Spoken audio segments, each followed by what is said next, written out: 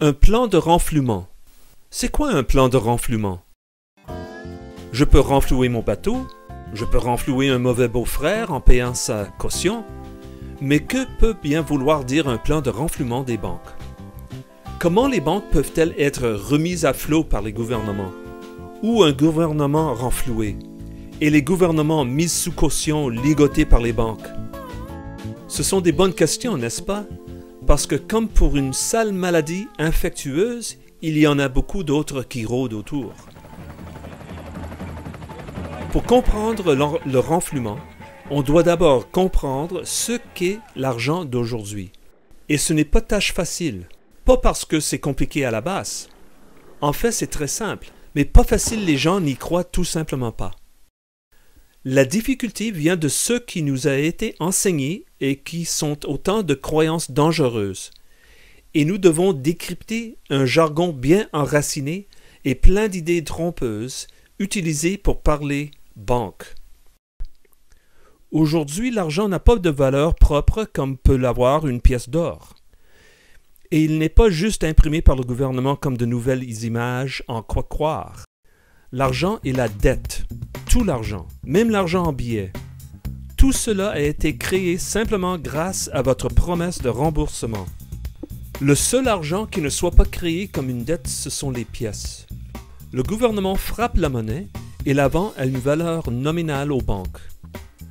Le liquide ou les pièces de monnaie sont ceux que nous prenons comme étant de la monnaie légale, la seule monnaie réelle, l'argent que les tribunaux font valoir à titre de paiement d'une dette d'argent. Malgré les termes trompeurs de dépôt, les comptes bancaires ne sont pas une boîte à la banque où votre monnaie ayant cours légal est déposée. Un compte bancaire est juste une promesse pour de l'argent à cours légal sur demande. Votre compte en banque est une reconnaissance de dette, pure et simple, et en cela il est vide. Les comptes bancaires sont juste un enregistrement de ce que la banque vous doit en espèces ayant cours légal si vous le demandez.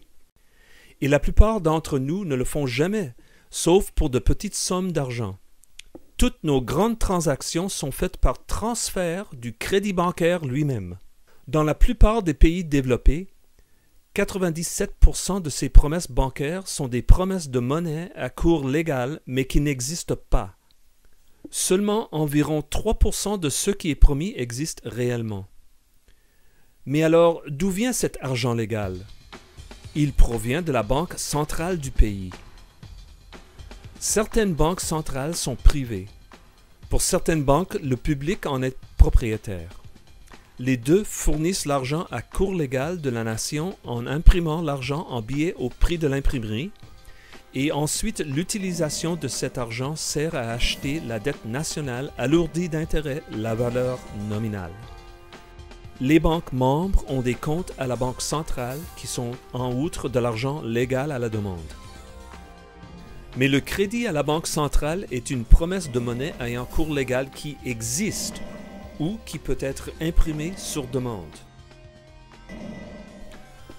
Donc, pourquoi les banques ont besoin d'être renflouées? Bien, parce qu'une banque son prêt est une promesse d'argent légal que la banque n'a pas. Cette promesse, le crédit bancaire a été créé en échange de la soi-disant promesse de l'emprunteur à rembourser. Le solde des livres de banque. Si la promesse de la banque d'argent à cours légal n'est pas rendue à la banque et éteinte, la banque ne peut pas rééditer cette dette comme un nouveau prêt. Il doit rester dans ses limites de risques et règlements gouvernementaux. Les banques doivent fabriquer des prêts pour exister. Quand l'argent est créé comme une dette, l'économie a besoin d'un flux constant de nouveaux prêts bancaires pour éviter une collision catastrophique. Pourquoi? Les économistes paraissent ne pas avoir de réponse. C'est parce qu'ils ignorent que l'argent est créé comme des dettes. Les boucles doivent être ininterrompues pour que le prêt puisse être remboursable. Ils ignorent même que cet argent du crédit bancaire est d'abord créé comme une dette et qu'il est prêté de nouveau comme l'argent réel. compte tenu du fait que c'est évidemment impossible en argent réel. Il y a une explication très simple que tout le monde peut comprendre. Chaque dollar créé comme dette pour une banque est prêté une deuxième et une troisième fois comme du véritable argent. Une fois remboursé à la banque, cet argent de dette n'existe plus, mais les deuxième et troisième dettes existent toujours. À moins que l'octroi de banque ne crée assez de nouvel argent de dette à temps, les deuxième et troisième emprunteurs ne seront pas fiables mathématiquement puisque l'argent pour rembourser leurs dettes n'existe pas.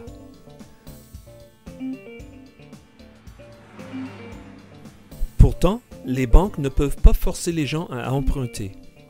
Lorsque les emprunteurs refusent d'emprunter d'assez d'argent neuf qui à ce moment-là existe, pour une raison quelconque, l'offre de monnaie diminue et tout le monde est en danger de défaut de paiement et les banques s'effondrent. Trop d'anomalies qui pousseront bientôt l'économie vers l'effondrement. Par conséquent, lorsqu'il y a trop de crédits bancaires qui ne sont pas retournés à la banque. Et si la banque est trop grosse pour être mise en faillite, la banque doit être renflouée afin qu'elle puisse continuer à fournir ses soi-disant prêts. Les contribuables doivent s'enfoncer encore plus profond dans la dette. Et littéralement à la pointe du fusil, pour créer plus d'argent à cours légal ou monnaie de base, pour que les banques puissent maintenir leurs promesses. Mais beaucoup de gouvernements sont déjà désespérément embourbés dans l'augmentation perpétuelle de la dette. Et pour ajouter au problème, déjà rien que le paiement des intérêts sur cette dette dépasse la capacité de payer des contribuables. Pour payer les dettes, les gouvernements sont contraints à vendre encore plus d'obligations. Et à qui les vendent-ils? Les mêmes banques qui n'ont pas d'argent. Ce système est une sorte de folie, avec une espèce de magie dedans. Les banques qui n'avaient pas d'argent en obtiennent d'un coup beaucoup, quand le gouvernement leur vend des obligations, parce que c'est la dette du contribuable qui crée l'argent.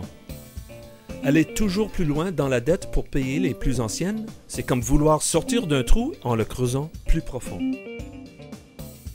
Qui peut tirer d'affaire un gouvernement qui n'a plus les moyens de vendre sa propre dette souveraine aux porteurs d'obligations? Seuls les contribuables d'autres pays le peuvent, en vendant plus de leur propre dette souveraine, mais ça les enfonce avantage dans la dette. En fait, parce que l'argent est de la dette, il est tout à fait possible pour tout le monde d'être désespérément endetté envers les banques. Malgré une véritable richesse sans précédent dans le monde que nous avons nous-mêmes créée, nous les soi-disant emprunteurs. Les banques ne créent pas de richesse, alors pourquoi sommes-nous endettés envers elles? La vérité, c'est que les banques créent de l'argent comme de l'argent dette pour voler la véritable richesse réelle grâce à cette dette. Et, aussi longtemps que cet argent sera une promesse de rembourser, ce système continuera sans échappatoire et les banquiers pourront prendre tout ce qu'ils veulent. Pour comprendre comment fonctionne le système d'argent aujourd'hui, regardez l'argent dette et l'argent dette 2 et lisez sur le sujet ici, moneyasdebt.net. Il y a une alternative, ce n'est pas une fatalité. Ce sont les gens alternatifs libérés qui reconnaissent à l'argent sa rareté. C'est l'alternative libérée que les gens ont toujours utilisée quand l'argent était insuffisant. C'était un admirable système d'économique locale développé dans les marchés médiévaux et la technologie d'aujourd'hui permet le développement à la fois local et global. Pour comprendre le potentiel incroyable de l'adoption d'un concept complètement différent de l'argent, s'il vous plaît, soutenez l'auteur en allant visiter son site moneyasdebt.net.